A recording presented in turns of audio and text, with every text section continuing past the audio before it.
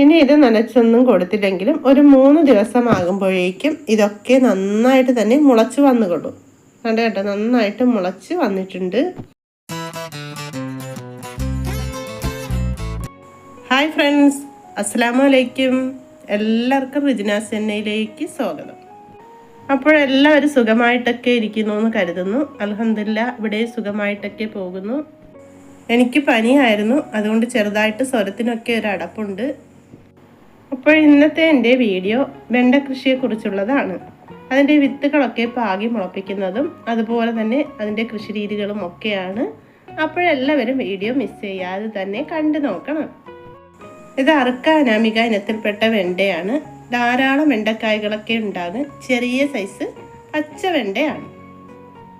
അപ്പോൾ നേരത്തെ ഞാൻ 2 പ്രാവശ്യവും റെഡ് വെണ്ടയാണ് കൃഷി ചെയ്തത്. അതിൻ്റെയൊക്കെ വീഡിയോ ചെയ്തിട്ടുണ്ട്. കണ്ടിട്ടില്ലാത്തവർ അതൊക്കെ ഒന്ന് കണ്ടു നോക്കണം. ധാരാളം റെഡ് വെണ്ടക്കായ്കളൊക്കെ വിളവ് കിട്ടിയിട്ടുണ്ടായിരുന്നു. അതിൻ്റെ ലിങ്ക് ഞാൻ ഡിസ്ക്രിപ്ഷൻ ബോക്സിലായി കൊടുത്തിരിക്കാം. ഇപ്പോൾ നമ്മുടെ വെണ്ടച്ചെടികളൊക്കെ ഇതുപോലെ വളർന്നു നിൽക്കുകയാണ്. ഇതിൻ്റെ വിത്തുകൾ പാകി മുളപ്പിക്കുന്നതും അതുപോലെ തന്നെ തൈകളൊക്കെ പിരിച്ച് മാറ്റി നടുന്നതുമൊക്കെ ഞാൻ ഈ വീഡിയോയിൽ ഇട്ടിട്ടുണ്ട്. അപ്പോഴെല്ലാവരും വീഡിയോ മിസ് ചെയ്യാതെ അവസാനം വരെ കണ്ടു നോക്കണം. വെണ്ടച്ചെടി നല്ല തഴപ്പോടു കൂടി വളരുന്നതിനായി ഞാൻ ഇതിൻ്റെ ചുവട്ടിലായി ജൈവസളമൊക്കെ ഒഴിച്ചു കൊടുക്കാറുണ്ട്.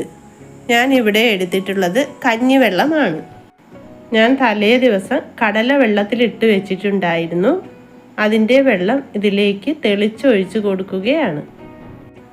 അപ്പോൾ ഞാൻ കഞ്ഞിവെള്ളത്തിൻ്റെ കൂടെ കടല, പയറ്, ഉഴുന്ന് ഇതൊക്കെ കഴുകുന്ന വെള്ളം കൂട്ടിച്ചേർത്ത് എൻ്റെ ഈ വെണ്ടച്ചെടികൾക്കെല്ലാം ഒഴിച്ചു കൊടുക്കാറുണ്ട്. അതുപോലെ തന്നെ അരി കഴുകിയ വെള്ളം, പച്ചരി കഴുകിയ വെള്ളം ഇതെല്ലാം കൂട്ടി യോജിപ്പിച്ചാണ് ഞാൻ ഈ വെണ്ടച്ചെടികൾക്കും അതുപോലെ തന്നെ മറ്റ് പച്ചക്കറി കൃഷികൾക്കും ഒക്കെ ഒഴിച്ചു കൊടുക്കാറുണ്ട്. ഇങ്ങനെയൊക്കെ ഒഴിച്ചു കൊടുക്കുമ്പോൾ നമ്മുടെ ചെടികളൊക്കെ നല്ല തഴപ്പോടു കൂടി തന്നെ വളർന്നു വന്നുകൊണ്ടിരിക്കും. അപ്പോൾ എൻ്റെ വീഡിയോ ആദ്യമായിട്ട് കാണുന്ന കൂട്ടുകാരൊക്കെ ഒന്ന് സബ്സ്ക്രൈബ് ചെയ്യാൻ മറക്കരുത്. അതുപോലെ തന്നെ ലൈക്ക് ചെയ്യാനും ഷെയർ ചെയ്യാനും കമൻറ്റ് ചെയ്യാനും ഒന്നും മറക്കരുതേ. ഞാൻ ഇതിനായി ഗ്രോ ബാഗ് നിറച്ചപ്പോൾ അടിവളമായി കൊടുത്തത് കരിയില, അതുപോലെ തന്നെ പച്ച പുല്ല്, വേപ്പിൻ പിണ്ണാക്ക്, എല്ലുപൊടി, ചാണകപ്പൊടി ഇതൊക്കെ മണ്ണുമായി മിക്സ് ചെയ്തതിന് ശേഷം അതിന് മുകളിലായിട്ടാണ് ഈ തൈകളൊക്കെ നട്ടു കൊടുത്തിരിക്കുന്നത്. അതിന് മുന്നേ തന്നെ മണ്ണൊക്കെ കുമ്മായമിട്ട് ട്രീറ്റ് ചെയ്തെടുത്ത മണ്ണായിരുന്നു. അതാണ് ഞാൻ ഈ കൃഷിക്കായി എടുത്തിട്ടുള്ളത്. പിന്നെ രാവിലെയും വൈകിട്ടും 2 നേരം ഞാൻ ഇതിൻ്റെ ചുവടൊക്കെ ഒന്ന് നനച്ചു കൊടുക്കും. ടെറസിന് മുകളിലൊക്കെ നല്ല വെയിലാണ്. പിന്നെ നമ്മുടെ വെണ്ടയുടെ ഇലകളെല്ലാം നല്ല രീതിയിൽ തന്നെ നിൽക്കുകയാണെങ്കിലും നമ്മൾ ഇലകളുടെ അടിവശവും മുകളും ഒക്കെ ഒന്ന് ചെക്ക് ചെയ്ത് നോക്കണം. എപ്പോഴായാലും ഇതിനകത്ത് പുഴുവൊക്കെ വന്ന് കയറും. അങ്ങനെ പുഴുവൊക്കെ വരികയാണെങ്കിൽ നമ്മുടെ വെണ്ടയുടെ ഇലകളൊക്കെ അത് തിന്ന് നശിപ്പിച്ച് കളയും.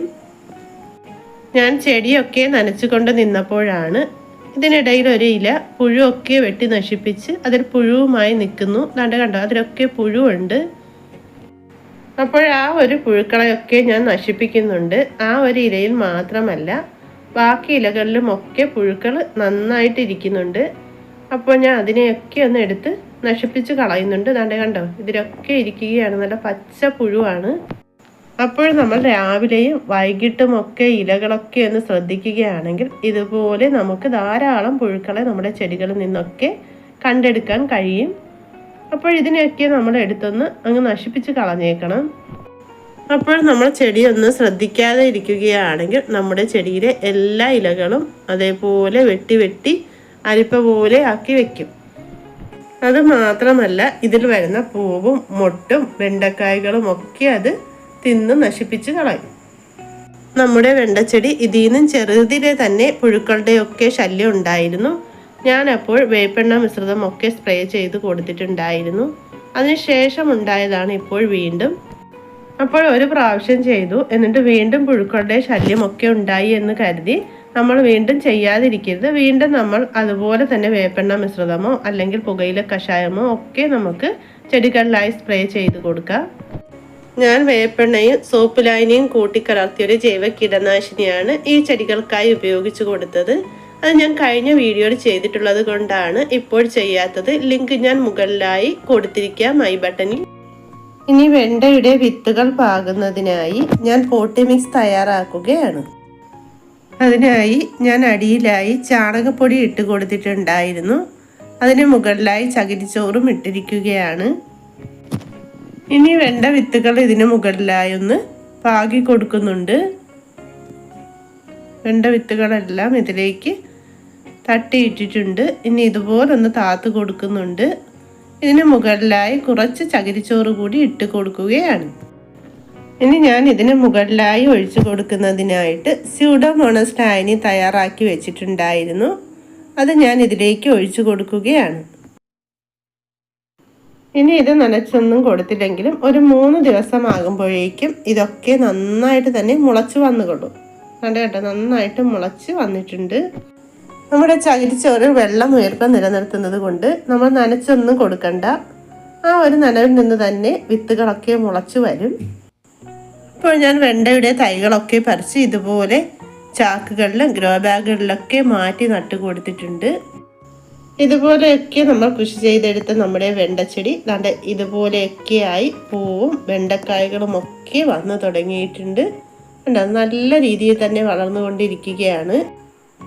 അപ്പോൾ ഇത് വിളവെടുക്കാൻ പാകത്തിനൊന്നും ആയിട്ടില്ല. അപ്പോൾ കുറച്ചുകൂടി വെണ്ടക്കായകളൊക്കെ വന്നതിന് ശേഷം വിളവൊക്കെ എടുക്കാം. അപ്പോൾ ഇതൊക്കെയാണ് ഇന്നത്തെ എൻ്റെ വീഡിയോ. അപ്പോൾ നിങ്ങൾക്ക് എല്ലാവർക്കും വീഡിയോ ഇഷ്ടപ്പെട്ടുവെങ്കിൽ സപ്പോർട്ട് ചെയ്യാൻ മറക്കരുത്. അപ്പോൾ നമുക്ക് മറ്റൊരു പുതിയ വീഡിയോയുമായി വരുന്നത് വരെ എല്ലാവർക്കും ബൈ ബൈ.